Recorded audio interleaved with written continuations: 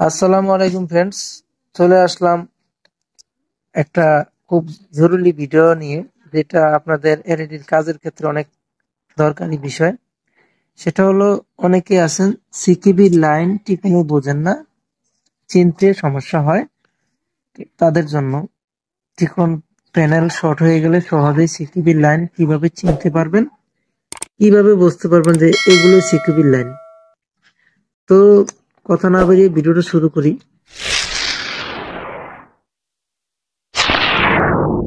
আপনারা যারা আমার ভিডিওটা দেখতেছেন, একটা ছোট্ট রিকোয়েস্ট, আমার চ্যানেলটা সাবস্ক্রাইব করে দেবেন। আমি যেন ইলেকট্রনিক্সের যে কোনো টিপস দিয়ে আপনাকে হেল্প করতে পারি, আপনাকে শেখাতে সাহায্য করতে পারি, এবং আপনার যেন একটা স্কিল ডেভেলপ করতে আমি সাহায্য করতে পারি। তো আমার এই ছোট্ট রিকোয়েস্ট, কাইন্ডলি আমার চ্যানেলটা সাবস্ক্রাইব করে রাখবেন। এতে আমি অনুপ্রাণিত হব, মোটিভেশন হব, এবং আরো নিত্য নতুন ভিডিও পোস্ট করব। তো আমি যে বিষয় নিয়ে বলতে চাইছি, তো সেটা শুরু করি।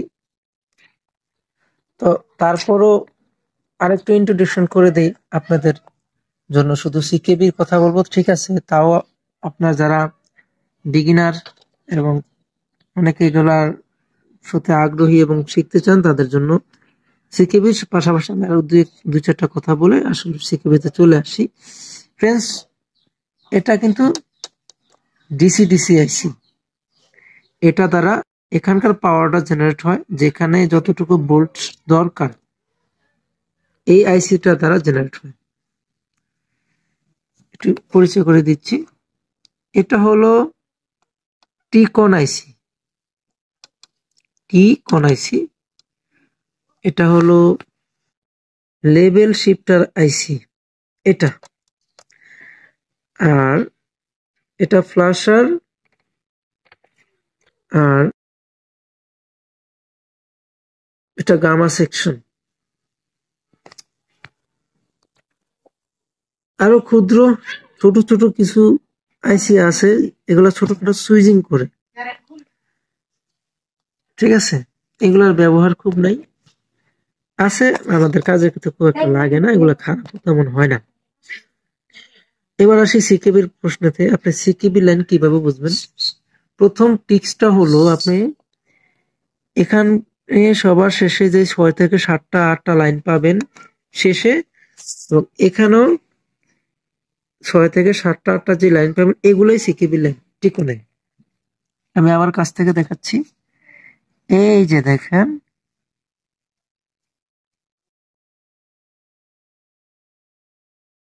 আমি একটু ক্লিয়ার করে দেখানোর চেষ্টা করতেছি। এই যে দেখেন, এই যে 6 থেকে 7টা লাইন, এগুলাই সিকেবি লাইন।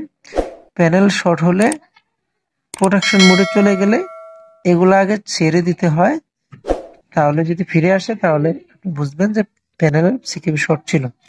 এবং এখানেও দেখেন, এই যে 6 থেকে 7টা লাইন আছে, এগুলাই হলো সিকেবি লাইন। এগুলা চেনার উপায় এই একটা টিপস। আর একটা টিপস হলো, এই যে দেখেন, সিকে সিকে 1, বিডিডি, সি এল কে 3, CLK4। তাহলে সিকেবি সবসময় লেখা থাকে না, CLK লেখা থাকে। সি দিয়ে বিভিন্ন রকম ভাষা লেখা থাকে। সিতে টাইমার ক্লকটা বুঝায়, আর অন্য অন্য ল্যাঙ্গুয়েজ দ্বারা যাই বুঝায়। সি থাকলে, সির পাশে দুটো ওয়ার্ড থাকলে বুঝবেন এটা সিকেবি জাতীয় কথা আপনাকে বলছে। এখান থেকে এই লেভেল শিফটার আইসিতে চলে আসে সিকেবি লাইন,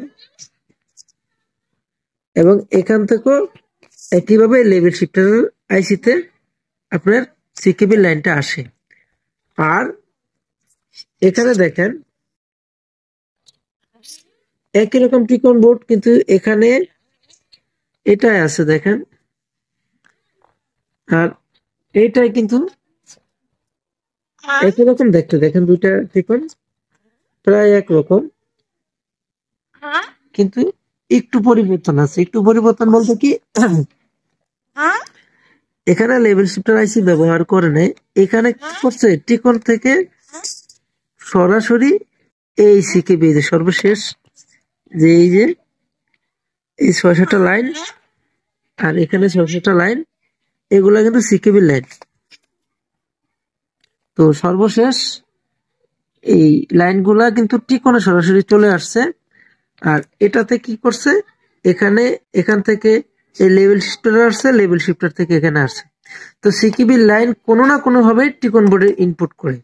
যেখানে দেখবেন যে এই সিকে লেখাগুলো নাই, বুঝবেন যে সেটা সরাসরি লেভেল শিফটে ইনপুট হয়েছে। এবং সব সার্কিটে কিন্তু মার্ক দেওয়া থাকে, এই যে সিকেবি যে লেখাগুলা, এগুলা কোথাও না কোথাও আপনি আইসি টিকন বোর্ডের ডানে বামে এই মার্ক দেওয়া থাকবে। এই মার্ক গুলো ফলো করেও আপনি সিকেবি লাইন বুঝতে পারবেন। তো আজকে ভিডিওটা এতটুকুই, আশা করি বুঝতে পারছেন। বুঝতে না পারলে কমেন্টস করে জানাবেন। সুস্থ থাকবেন।